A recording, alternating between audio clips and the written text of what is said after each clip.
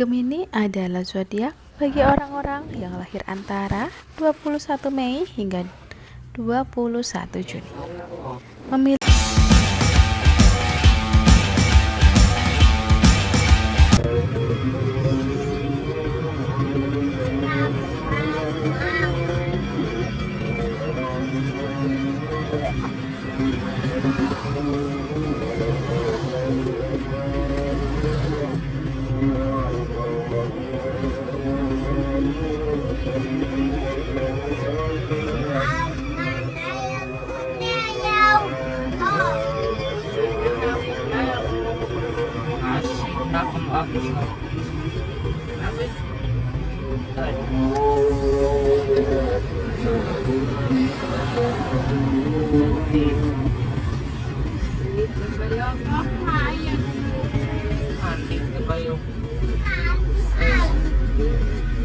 ayaw nada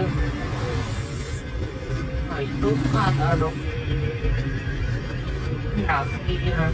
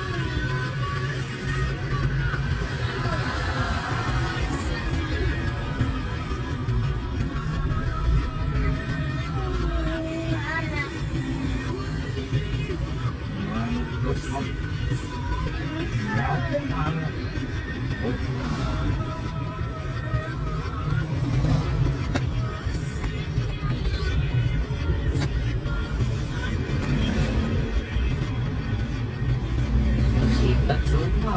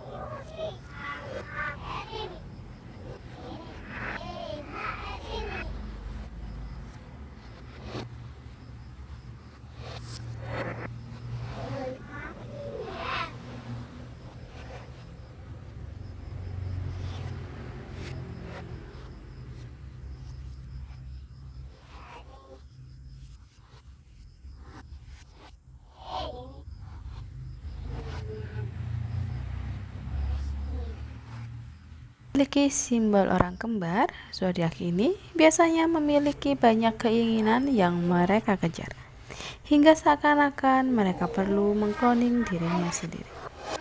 Gemini pun juga melambangkan dualitas, yang kerap disalahartikan bermuka dua. Padahal, sebenarnya Gemini sangat jarang memiliki agenda tersembunyi. Zodiak ini juga sering dibicarakan di media sosial, khususnya sisi buruk mereka. Sebenarnya, tiap zodiak memiliki sisi positif dan juga negatifnya masing-masing. Namun, kira-kira apa saja yang membuat zodiak Gemini ini tidak disukai? Berikut adalah beberapa alasan membuat zodiak Gemini dibenci versi Nes Kreatif.